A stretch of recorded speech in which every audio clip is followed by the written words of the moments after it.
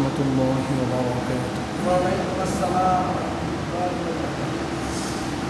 نحمده ونستعينه ونستغفره ونؤمن به ونتوكل عليه ونعوذ بالله من شرور أنفسنا ومن سيئات أعمالنا من يهد الله فلا مضل له ومن يضلل فلا هادي له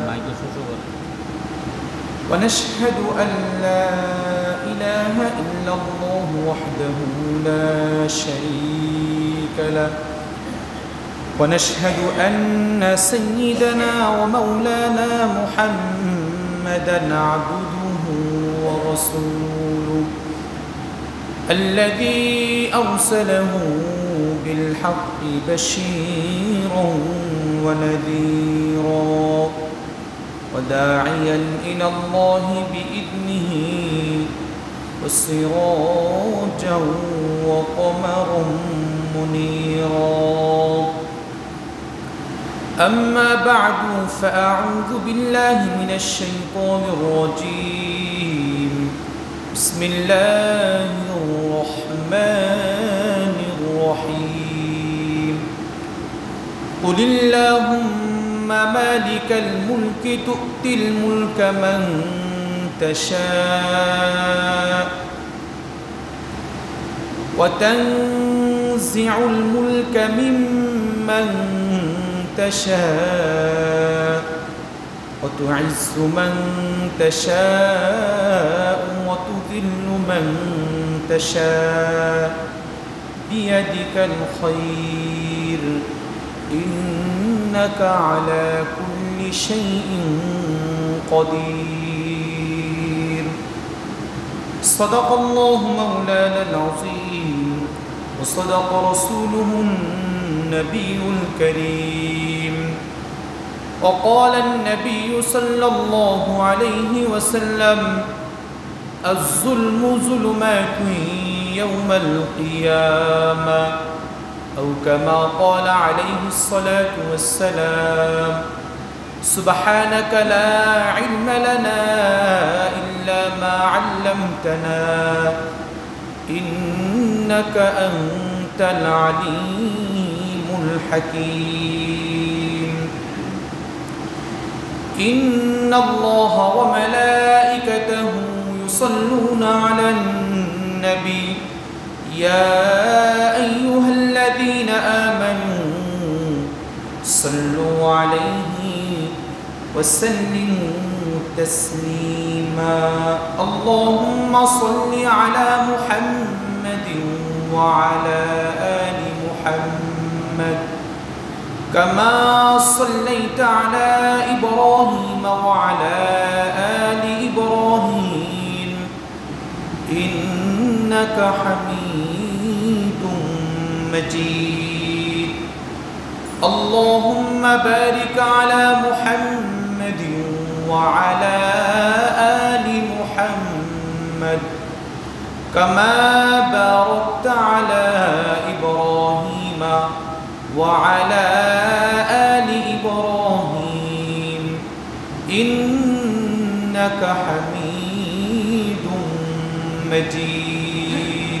لا إله إلا الله لا إله إلا الله لا إله إلا الله لا إله إلا الله لا إله إلا الله لا إله إلا الله لا إله إلا الله لا إله لا إله إلا الله محمد رسول الله صلى الله عليه وسلم.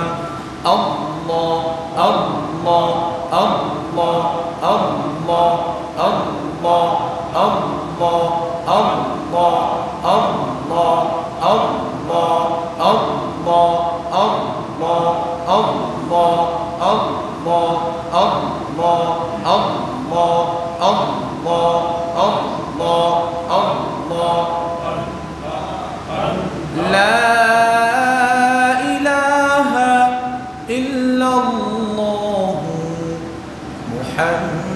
মুহাম্মাদুর রাসূলুল্লাহ সাল্লাল্লাহু আলাইহি ওয়াসাল্লাম। আলহামদুলিল্লাহ।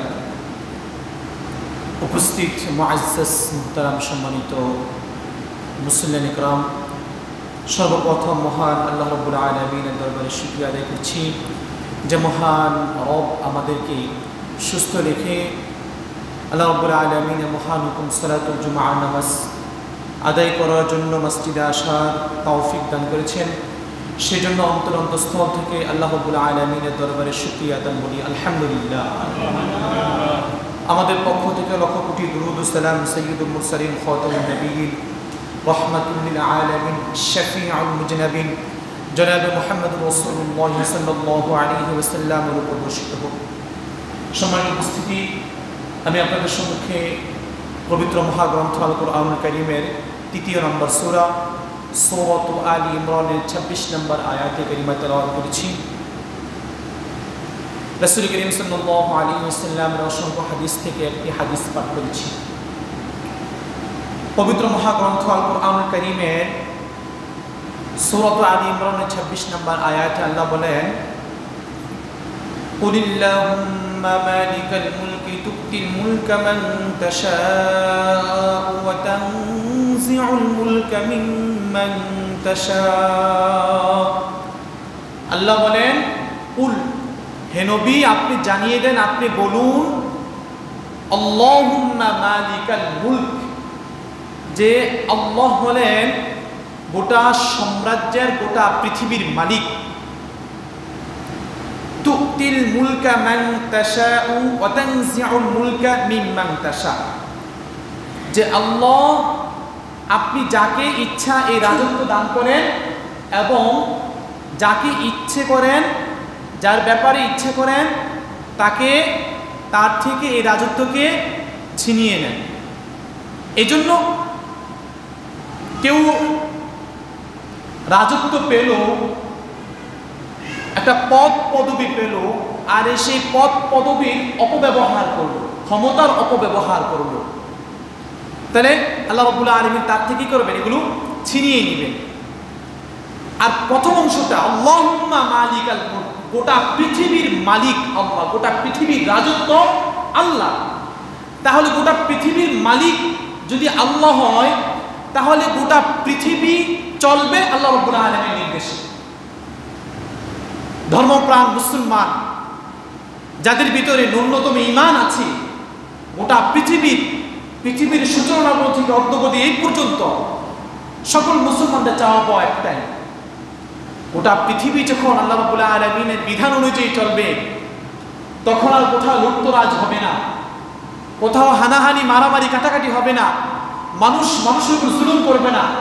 হ্যাঁ, দুর্বলরা কি করবে? শক্তিশালীরা দুর্বলদের উপরে জুলুম করবে না।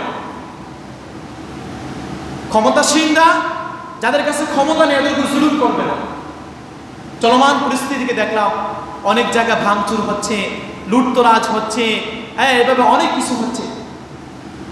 এই যে এটাও থাকতো না যদি ইসলামী হুকুমত থাকতো, আজকে যদি ইসলামী বিধিবিধান থাকতো, তাহলে এমনটা হতো না। এমনটা কি? ইতিপূর্বে যারা জুলুমের শিকার হয়েছে, একটা সময় যারা মাজলুম ছিল তারা আজকে জালেম, আজকে যারা জালেম তারা একটা সময় মাজলুম হবে। তাহলে এমন পরিস্থিতি কি ক্ষমতার পালাবদল হবে আর রিয়াকশন হবে? এমনটাও হবে না। এই জন্য ইসলাম শান্তির ধর্ম। এটা শুধু কেবল মসজিদের মিম্বার, মসজিদের এরিয়ার ভিতরে হওয়া উচিত ইসলাম শান্তির ধর্ম। আপনি বাড়িয়ে গেলেন, মসজিদের এরিয়া থেকে বের হয়ে গেলেন, বের হওয়ার পর কি আপনি আপনার দলের দালালি শুরু করে দিলেন, দলের ক্ষমতা প্রয়োগ করলেন, তাহলে শান্তি কোথাও বিরাজমান হবে না। এই জন্য আমার কাছে ক্ষমতা আসার পরে আমি জুলুম করে ফেলবো, আমার থেকে ক্ষমতা চলে যাবে, আরেক দল ক্ষমতা আসবে, তারা তার কি করবে? এটা প্রতিশোধ নিবে। যদি ক্রমে এভাবেই চলতে থাকে, তাহলে একটা সময় কিন্তু কি, হ্যাঁ, সমাজের ভিতরে প্রতিটা স্থানে, প্রতিটা সেক্টরে কি এমন অরাজকতা সৃষ্টি হবে, মানুষের মাঝে কি হানাহানি কাটাকাটি শুরু হয়ে যাবে। এই জন্য এই সমস্ত বিষয়গুলো কি বন্ধ করা দরকার, এই সমস্ত বিষয়গুলো সমঝোতা করা দরকার। গোটা পৃথিবীর রাজত্ব আল্লাহ রাব্বুল আলামিনের, এই গোটা পৃথিবী আল্লাহ রাব্বুল আলামিনের বিধান অনুযায়ী চললেই পরিপূর্ণ সুখ শান্তি সকল উপভোগ করতে পারবে। এজন্য আমরা যারা মজলুম ছিলাম, নির্যাতিত নিপীড়িত ছিলাম হয়েছি, আজকে আমরা যেন মানুষকে নির্যাতন নিপীড়ন না করি আর ক্ষমা করে দেওয়া, এটা সবচেয়ে বড় মহত্বের গুণ। তো এই যে রাজত্ব পেয়ে যারা রাজত্বকে ক্ষমতাকে অপব্যবহার করে, এদের কাছ থেকে আল্লাহ রাব্বুল আলামিন কি করেন? ক্ষমতা ছিনিয়ে নেন। আল্লাহ বলছেন অতুইজ্জু মান তাশাউ ওয়া তুযিল্লু মান তাশাউ। আল্লাহ রাব্বুল আলামিন যাকে ইচ্ছে সম্মান দান করেন এবং যাকে ইচ্ছে করেন তাকে লাঞ্ছিত করেন। বিয়াদিকাল খায়র ইন্নাকা আলা কুল্লি শাইইন কাদির। আল্লাহ রাব্বুল আলামিন আপনার হাতে সকল কল্যাণ, নিশ্চয়ই আপনি সর্ববিষয়ে শক্তিমান। আজকে আমি সম্মানিত আমার কৃতকর্মের কারণে, আমার কাজের কারণে আল্লাহ রাব্বুল আলামিন আমাকে অপমানিত করবেন। তো আমি যে অপমানিত হব এটা আমার কর্মের ফল, আমি যে লাঞ্ছিত হব এটা আমার কর্মের ফল। এই জন্য কোনো কাজ করার পূর্বে সে বিষয়ে ভাবতে হবে যে আমি যে কাজটা করছি, আমি যে অন্যায়টা করছি, এই অন্যায়ের জবাব দিতে পারবো কিনা। আল্লাহ রাব্বুল আলামিন তো আমাকে জিজ্ঞাসা করবেন, তখন আমি আল্লাহ রাব্বুল আলামিনের জিজ্ঞাসার মুখোমুখি হয়ে এটার কোনো প্রতিউত্তর করতে পারবো কিনা, এটার সঠিক জবাব দিতে পারবো কিনা, এই বিষয়ে কি করতে হবে? আমাদেরকে সজাগ দৃষ্টি রাখতে হবে। আমাদের ধারাবাহিক সংক্ষিপ্ত তাফসীর কোরআন মাহফিলের তাফসীরুল কোরআনের আজকে সূরাতুল বাকারার ৭২ নম্বর আয়াতে কারিমা থেকে শুরু হচ্ছে। আমাদের আলোচনা চলছে বনী ইসরাঈলদের মধ্যে একজন লোক হত্যা করা হয়েছিল। এই হত্যাকাণ্ডে জড়িত ব্যক্তিকে শনাক্ত করার জন্য আল্লাহ রাব্বুল আলামিন তাদেরকে একটি গরু জব করে দিয়ে এই গরুর একটা অংশ দিয়ে মৃত ব্যক্তিকে আঘাত করার কথা বলেছিলেন। ঠিক সেই স্থান থেকে শুরু হচ্ছে বিসমিল্লাহির রহমানির রহিম। وَإِذْ قَتَلْتُمْ نَفْسًا فَادَّارَأْتُمْ فِيهَا اللَّهُ مُخْرِجٌ مَا كُنْتُمْ تَكْتُمُونَ। আল্লাহ বলেন ওয়াইদ, হে রাসূল আপনি স্মরণ করুন ওই সময়ের কথা যখন তোমরা এক ব্যক্তিকে হত্যা করেছিলে। কতালতুম নাফসা, যখন তোমরা এক ব্যক্তিকে হত্যা করেছিলে। ফাদ্দারাতুম ফিহা, অতঃপর তোমরা তার বিষয়ে একে অন্যের উপর দোষ চাপাতে লাগলে। অনেক সময় দেখা যায় না, হ্যাঁ আমি মারছি, পরে বললাম যে না আমি তো মানি না, এটা আরেকজন করেছে। এরকম ভাবে অনেক ঘটনা হয়ে থাকে। তো বনী ইসরাঈলদের মধ্যে মারছে একজন, বলতেছে না না আমি তো মারি না, আরেকজন মারছে। তখন আল্লাহ বলছে ঠিক আছে, কে মারছে এটা বের হয়ে যাবে। এটাকে শনাক্ত করার জন্য আল্লাহ বললেন কি করো, তোমরা একটা গরু জবাই করো, জবাইকৃত গরু একটা অংশ দিয়ে মৃত ব্যক্তিকে আঘাত করো। আল্লাহু মুখরিজুম মা কুনতুম তাকতুমুন। আল্লাহ বলেন যে আল্লাহ তা প্রকাশ করার ছিলেন যা তোমরা গোপন করেছিলে। ওরা গোপন করতে রেখেছিল, গোপন করে রেখেছে যে কে হত্যা করেছে। সত্যিকার অর্থে কি সে হত্যাকাণ্ডে জড়িত ব্যক্তিকে খুঁজে পায় না। আল্লাহ রাব্বুল আলামিন চাচ্ছে এটাকে প্রকাশ করবে, তোমরা গোপন করে কোনো লাভ নেই। ফাকুলনা যরিবুহু বিবা'দিহা কাযালিকা ইউহয়িল্লাহুল মাউতা ওয়া ইউরীকুম আয়াতিহি লাআল্লাকুম তাকিলুন। অতঃপর আমি বললাম মৃতকে গরুর একটি অংশ দিয়ে আঘাত করো। ফাকুলনা ইদরিবুহু বিবা'দিহা, মৃত ব্যক্তিকে গরুর একটি অংশ দিয়ে আঘাত করো। কাযালিকা ইউহয়িল্লাহুল মাউতা, এভাবেই আল্লাহ রাব্বুল আলামিন মৃতদেরকে জীবিত করেন আর তিনি তোমাদেরকে তার নির্দেশনা বলি দেখান যাতে তোমরা অনুধাবন করতে পারো। বনী ইসরাঈলের মধ্যে হত্যাকাণ্ডে জড়িত ওই লোকটা তার ভাতিজা ছিল। ভাতিজা চাচার ধন সম্পদের প্রতি লোভ লালস করে চাচাকে হত্যা করে।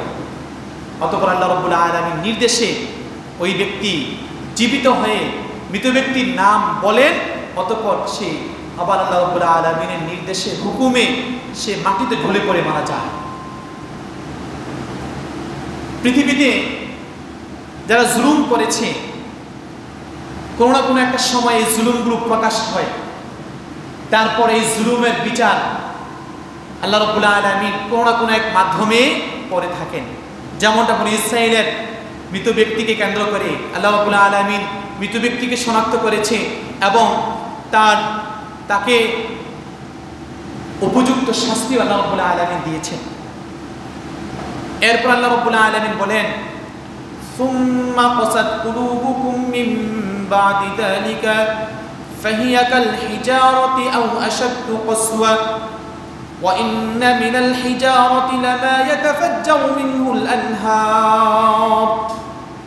আল্লাহ বলেন যে এসব কিছুর পরেও তোমাদের অন্তর কঠিন হয়ে থাকলো, তা তো পাথরের ন্যায় বা তার চেয়ে কঠিন ছিল। নিশ্চয়ই আল্লাহ রাব্বুল আলামিন পাথরের মধ্য থেকে এমন কত পাথর আছে যেগুলো থেকে ঝর্ণা প্রবাহিত করেন, এবং পাথরের মধ্য থেকে এমন কিছু পাথর আছে যেগুলো মধ্য থেকে আল্লাহ রাব্বুল আলামিন পানি বের করেন, এবং পাথরের মধ্য থেকে এমন কিছু পাথর আছে যেগুলো আল্লাহ রাব্বুল আলামিনের ভয়ে ধসে পড়ে। আমাল্লাহু বিগাফিলিন আম্মা তা'মালুন। আর আল্লাহ রাব্বুল আলামিন বেখবর নন তোমরা যা কিছু করো। আমরা যা কিছু করি সব বিষয় সম্পর্কে আল্লাহ রাব্বুল আলামিন অবগত আছেন। এই জন্য অন্যায় জুলুম করে কেউ যদি এটা মনে করে যে আমি তো রাতের আধারে করে ফেলেছি, হয়তো আল্লাহ রাব্বুল আলামিন জানে না, বা আমরা যারা করেছি আমরাই জানি, অন্য কেউ জানে না। না, আল্লাহ রাব্বুল আলামিন জানেন। আল্লাহ রাব্বুল আলামিন এই সমস্ত বিষয় সম্পর্কে কি করবেন? আল্লাহ রাব্বুল আলামিন আপনাকে জিজ্ঞাসা করবেন। أفتطمعون أن يؤمنوا لكم وقد كان فريق منهم يسمعون كلام الله ثم يحرفونه من بعد ما قالوه يعلمون। আল্লাহ বলেন, তবুও কি তোমরা আশা করো, হে মুসলমানগণ, তবুও কি তোমরা আশা করো যে ওরা তোমাদের কথা ঈমান আনবে?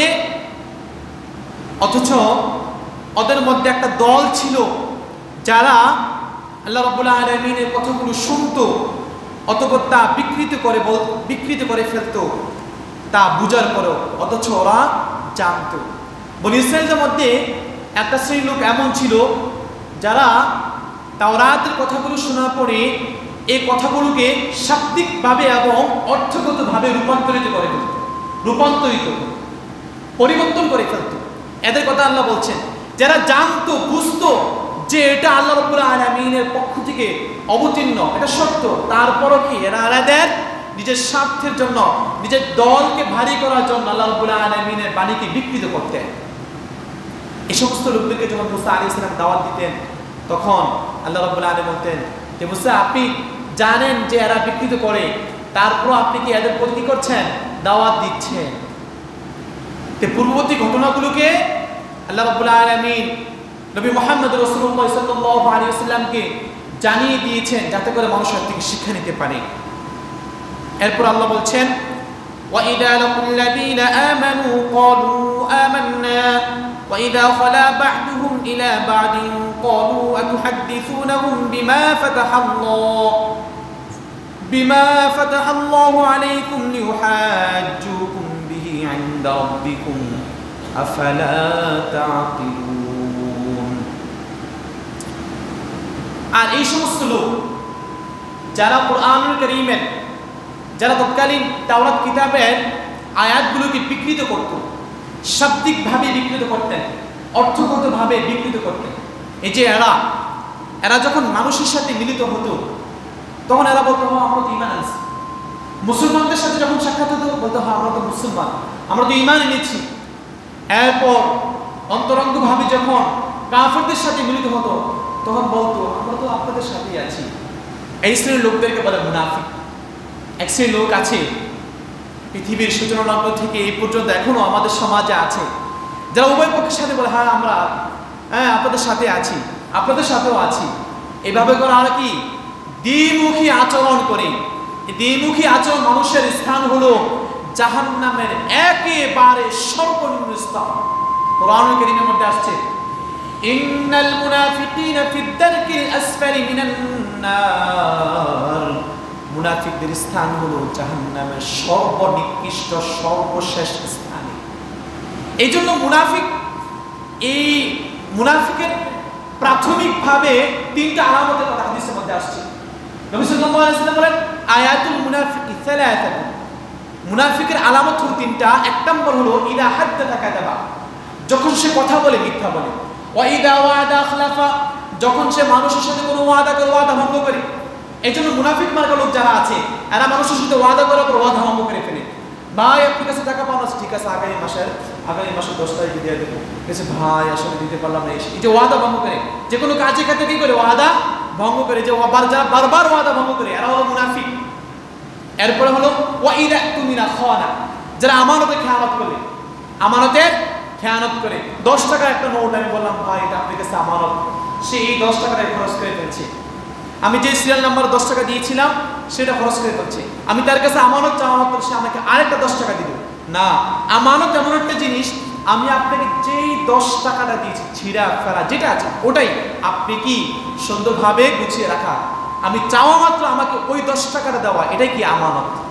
আমি আরেকটা দিলাম, আমি আমানতে খেয়ানত করলাম। এজন্য আমানতে খেয়ানত যারা করবে, মিথ্যা কথা বলবে, ওয়াদা ভঙ্গ করে, আরো কি মুনাফিক।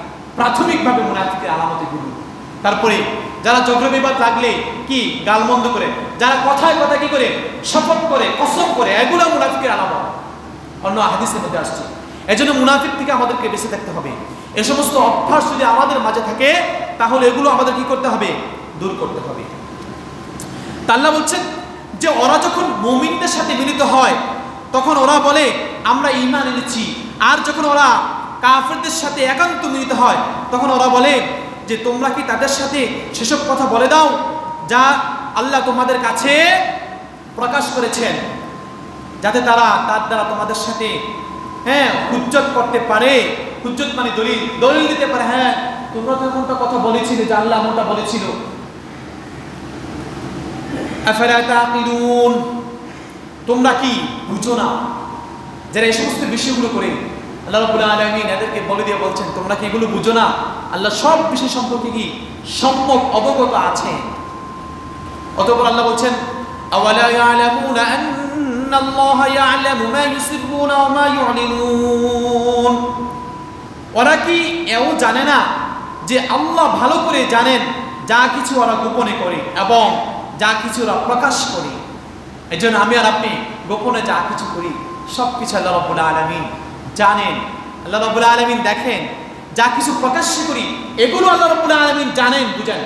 সবার সম্পর্কে আল্লাহ রাব্বুল আলামিন সম্যক অবগত আছে। কিরামান কাতিবিন তো আল্লাহ রাব্বুল আলামিন এটা ফরমালিটি হিসেবে কি করে রেখেছেন, ফিট করে রেখেছেন। আল্লাহ রাব্বুল আলামিন গোটা পৃথিবীর সমস্ত মাখলুক সম্পর্কে অবগত আছেন। সমুদ্রের গহীন তলে একটি মাছ কি করছেন এটা আল্লাহ রাব্বুল আলামিন জানেন, দেখেন। এই জন্য উদাসীন হয়ে কোনো কিছু করে ফেললাম আর চিন্তা করলাম তো শুধু আমি জানি, আর কেউ তো দেখে না। রাতের আধারে আমি তো বের হয়েছিলাম, আর কেউ তো দেখে না। দিনের প্রকাশ্যে গহীন বনে আমি তো গিয়েছি, গিয়ে একটা কি করে ফেললাম, একজন মানুষকে হত্যা করে ফেললাম, আমি তো, আর তো কেউ না। আল্লাহ রাব্বুল আলামিন সব জানেন, বুঝেন। এই জন্য এই ভয় রাখতে হবে আমার ভিতরে, ওটা পৃথিবীর কেউ না, আদৌ আল্লাহ দেখছেন। আমি একজন মানুষকে গালমন্দ করছি, আল্লাহ দেখছেন। আমি একজন মানুষকে অন্যায়ভাবে জুলুম করছি, অন্যায়ভাবে একটা কি চপেটাঘাত করেছি, আল্লাহ দেখছেন। আমাকে এগুলোর জন্য কি করতে হবে, বিচারে কাঠগড়ায় দাঁড়াতে হবে। এই জন্য যে কোনো কাজ করার পূর্বে সাবধানতা অবলম্বন করা। অতঃপর আল্লাহ বলছেন ومنهم أميون لا يعلمون الكتاب إلا أماني وإنهم إلا يظنون ومنهم أميون। কদের মধ্য থেকে কতিপয় মানুষ হচ্ছে যারা নিরক্ষর, অজ্ঞ, নিরক্ষর, যারা কিছু মিথ্যা আশা ছাড়া কিতাবের কোনো জ্ঞান রাখে না, আর ওরা শুধু অমূলক ধারণ পোষণ করে, শুধু বেহুদা কি ধারণা পোষণ করে থাকে। আল্লাহ বলেন ফাওয়াইলুল লিল্লাযিনা ইয়াকতুবুনাল কিতাবা বিআইদিহিম সুম্মা ইয়াকুলুনা হাযা মিন ইনদিল্লাহি লিয়াশতারু বিহি সামানান ক্বালিলা ফাওয়াইলুল লাহুম মিম্মা কাতাবাত আইদিহিম ওয়া ওয়াইলুল লাহুম মিম্মা ইয়াকতুবুন। ওয়াইল শব্দের অর্থ হলো দুর্ভোগ, ধ্বংস। আল্লাহ বলেন ফাওয়াইল লিল্লাযিনা ইয়াকতুবুনাল কিতাবা বিআইদিহিম, দুর্ভোগ, ধ্বংস ওদের জন্য যারা নিজ হাতে কিতাব লেখে অতঃপর বলে এই কিতাব আল্লাহ রাব্বুল আলামিনের পক্ষ থেকে। সুম্মা ইয়াকুলুনা হাযা মিন ইনদিল্লাহি লিয়াশতারু বিহি সামানান ক্বালিলা, যারা এর বিনিময়ে সামান্য মূল্য লাভ করতে পারে, সুতরাং ওদের জন্য দুর্ভোগ স্থায়ী, ওদের জন্য দুর্ভোগ স্বীয় হাতের লেখার কারণে। যেমন বর্তমানে তাওরাত কিতাব আছে, ইনজিল আছে, যেগুলো মানুষ রদবদল করে নিজের দলের পক্ষে, যেটা ভালো, নিজের এগেনিস্টে কোনো কিছু নাই এমন কিছু লিখে কিতাবকে প্রচার করছে, মানুষের মাঝে ফ্রিতে কিতাবটা কি করছে, বিতরণ করছে। ওই সমস্ত লোকেরাও কি এই ধ্বংসের আওতার ভিতরে। এখন যদি কেউ কোরআনুল কারীমটাকে লিখে, কোরআনুল কারীমের আয়াতের অর্থকে পরিবর্তন করে ফেলে, তাহলেও তাদের জন্য এই আয়াত ধ্বংস, ওদের জন্য কি এই ধমকি। অতএব কোরআনুল কারীমকে রদবদল করা, হেরফের করা কোনো কি নাই, অবকাশ নাই। এই কোরআনুল কারীমকে আল্লাহ রাব্বুল আলামিন যুগে যুগে এমন ভাবে সংরক্ষণ করেছেন, কোরআনুল কারীমের শব্দগুলোকে লাফজিক ভাবে কি করেছেন, হাফিজ কোরআনের মাধ্যমে কি করেছেন, সংরক্ষণ করেছেন। হ্যাঁ, কোরআনুল কারীমের অর্থগুলোকে তাফসীর কারক যারা আছে, মুফাসসির যারা আছে, এদের মাধ্যমে অর্থগুলোকে কি করেছেন, সঠিকভাবে সংরক্ষণ করেছেন। আর কোরআনুল কারীমটা তো পরিপূর্ণভাবে আল্লাহ রাব্বুল আলামিনের কাছে লওহ মাহফুজে কি আছে, সংরক্ষিত আছে। এজন্য এমন করা যাবে না। অতঃপর আল্লাহ বলছেন অকালু লান তামাসসানান নারু ইল্লা আইয়ামান মা'দুদা কুল আত্তাখাযতুম ইনদাল্লাহি আহদান ফালান ইখলিফাল্লাহু আহদাহু আম তাকুলুনা আলাল্লাহি মা লা তা'লামুন। আল্লাহ বলেন অকালু, যে ওরা বলে লান তামাসসানান নার, কখনো আমাদেরকে আগুন স্পর্শ করবে না, ইল্লা আইয়ামান মা'দুদা, তবে গোনা কয়েকদিন ছাড়া। কাফিররা এই ধারণা করতো আমাদেরকে কিন্তু আগুন স্পর্শ করবে না, যদিও সামান্য কিছুদিন। কিছু মানুষ এমন ধারণা পোষণ করে যা করার করি কোনো সমস্যা নাই, জাহান্নামে যদি পুরি কয়েকদিন সমস্যা নেই, আল্লাহ তো মেহেরবান, আল্লাহ মাফ করে দিব, এরকম ধারণা পোষণ করে। আল্লাহ মেহেরবান, এই জন্য তো আপনি শত অপরাধ অন্যায় করার পর আল্লাহ রাব্বুল আলামিন আপনাকে রিজিক দিয়েছেন, আপনাকে সুস্থ রেখেছেন, স্বাভাবিকভাবে জীবন যাপন করার জন্য সকল সামগ্রী আল্লাহ দিয়েছেন। কখনো আল্লাহ তাআলা এক মুহূর্তের জন্য কি করেন, আল্লাহ আপনাকে আযাব মুজব দেন নাই। আপনি এত কিছু করার পর তারপরেও যদি আপনি ধারণা পোষণ করেন আল্লাহ মেহেরবান, আপনি আপনার কি প্রাপ্তবয়স্ক হওয়ার পর থেকে নিয়ে আপনার বয়স 10-এর কোঠা থেকে পার হওয়ার পরেও একেবারে 60, 70, 80 পর্যন্ত আপনি জুলুম করে গেলেন, অন্যায় করে গেলেন, আল্লাহ রাব্বুল আলামিনের বিধানগুলো একটাও পরিপূর্ণভাবে মানলেন না। তার আসলে কিন্তু এই সমস্ত মানুষদের থেকে কিন্তু এই কথাগুলো বের করে আল্লাহ মাফ করে দিবেন। এত কিছু করার পরও আপনি বিন্দু মাত্র আল্লাহ রাব্বুল আলামিনের কাছে শরণাপন্ন হলেন না, তারপরে আপনি আল্লাহ তাআলা মাফের আশা রাখেন। আল্লাহ তো বান্দাকে মাফ করে দিবেই, তবে আপনি যে শাস্তিকে ভোগ করার কথা বলছেন সামান্য কয়েকটি দুনিয়ার একটা সামান্য আগুনে হিটটা আপনার হাতে দেন, দেখে 1 মিনিট রাখতে পারেন কিনা, তাহলে অনুধাবন করেন ওই আগুনের কথা, জাহান্নামের আগুনের কথা। যেমনটা মক্কার মুশরিকরা বলেছিল লান তামাসসানান নার, আমাদেরকে আগুন স্পর্শ করবে না, ইল্লা আইয়ামান মা'দুদা, তবে কিছু সময় অল্প কিছু দিন আগুন স্পর্শ করবে। এজন্য জাহান্নামকে ভয় করতে হবে। قل أتخذتم عند الله عهدا فلن يخلف الله عهده أم تقولون على الله ما لا تعلمون। আল্লাহ বলেন কুল, হে নবী আপনি জানিয়ে দেন, আপনি বলে দিন আল্লাহ কি তোমাদের নিকট থেকে কোনো অঙ্গীকার নিয়েছে? আল্লাহ কি তোমার কইছে যে তোমার কয়েকদিন শাস্তি দেওয়ার পর আর দিব না? আত্তাখাযতুম ইনদাল্লাহি আহদা, আল্লাহ কি তোমাদের কাছ থেকে অঙ্গীকার নিয়েছে যে আল্লাহ তাআলা কখনো সে অঙ্গীকার খারাপ করবেন না? নাকি তোমরা আল্লাহর উপর এমন কোন কথা আরোপ করেছো যা তোমরা জানো? বালা মান কাসাবা সাইয়্যাতান ওয়া আহাদাত বিহি খাতিআতুহু ফাউলাইকা আসহাবুন নার হুম ফিহা খালিদুন।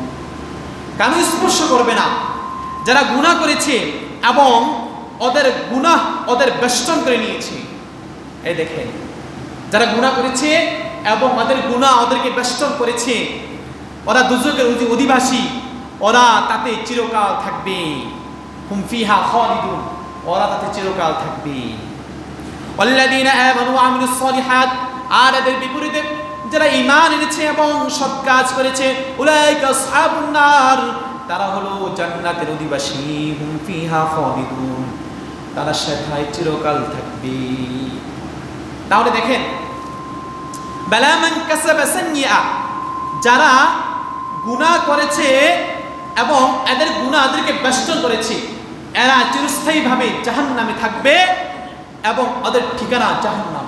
আর আল্লাযীনা আমানু ওয়া আমিলুস সালিহাত, যারা ঈমান এনেছে এবং সৎ কাজ করেছে, ভালো কাজ করেছে, উলাইকা আসহাবুন নার, উলাইকা আসহাবুল জান্নাহ, তাদের স্থান, তাদের ঠিকানা জাহান্নাম। উলাইকা আসহাবুল জান্নাহ হুম ফিহা খালিদুন, এবং তারা চিরস্থায়ীভাবে জান্নাতে থাকবে। এখান থেকে একদম সারসংক্ষেপভাবে যদি বলি, আমি ঈমান এনেছি